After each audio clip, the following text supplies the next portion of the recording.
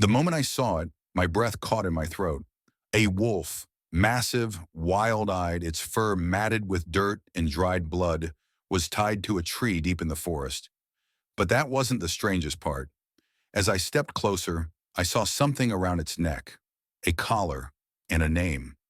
The air was thick with the scent of damp earth and pine, the distant hoot of an owl cutting through the eerie silence. I shouldn't have been out there, alone, in the middle of the forest at midnight. But something had drawn me in, an unshakable instinct, a feeling I couldn't ignore. I was never one to believe in signs, but that night, everything felt wrong. My name is Daniel, and I was just a regular guy until I found that wolf. Tied up, struggling, eyes gleaming with something more than fear, intelligence, desperation. And when I read the name on the collar, my blood ran cold. The collar was old, worn, its metal tag rusted but still legible. I wiped away the dirt, my hands shaking as I read the name.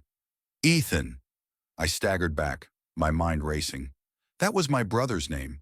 But Ethan had been missing for 2 years, vanished without a trace. The wolf? Ethan? No, it couldn't be. Snarled, yanking at the rope, its amber eyes locked onto mine with something human, something pleading. My instincts screamed at me to run, but my heart pounded with a different fear. What if this wasn't just a coincidence? What if this was a message? I hesitated, my breath coming in short, uneven gasps. The wind howled through the trees, but I couldn't hear anything except the pounding of my heart. The wolf, Ethan, whatever it was, whimpered. It wasn't just wild desperation. It was something deeper, something familiar.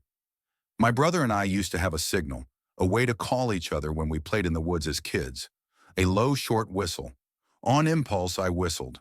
The wolf froze, its ears twitched, and then slowly, almost hesitantly, it whimpered back in the same rhythm. I stumbled backward. This was no ordinary wolf. Panic gripped me, but I forced myself to stay. This was Ethan. It had to be. I fumbled with the knot securing him, my fingers trembling. The moment the rope loosened, the wolf lunged, not at me, but past me. A deep, guttural growl rumbled through the air. I turned. A shadow moved between the trees, tall and unnatural, its eyes glowing faintly. We were not alone. Then the wolf did something that shattered every last doubt in my mind.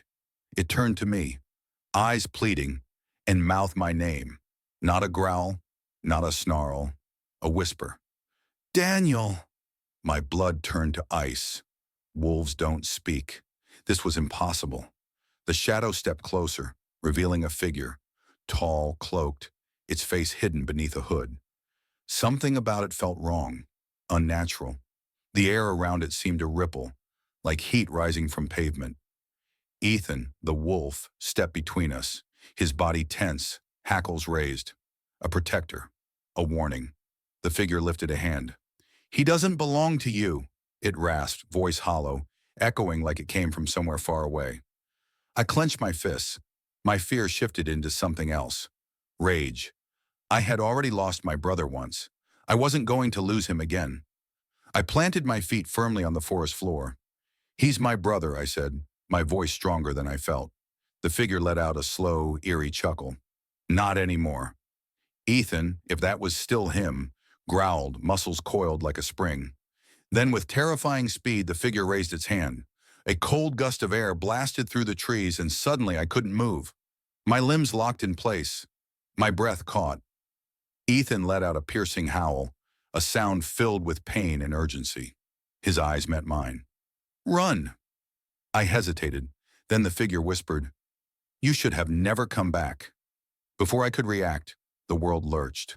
Darkness swallowed the trees, the sky, everything.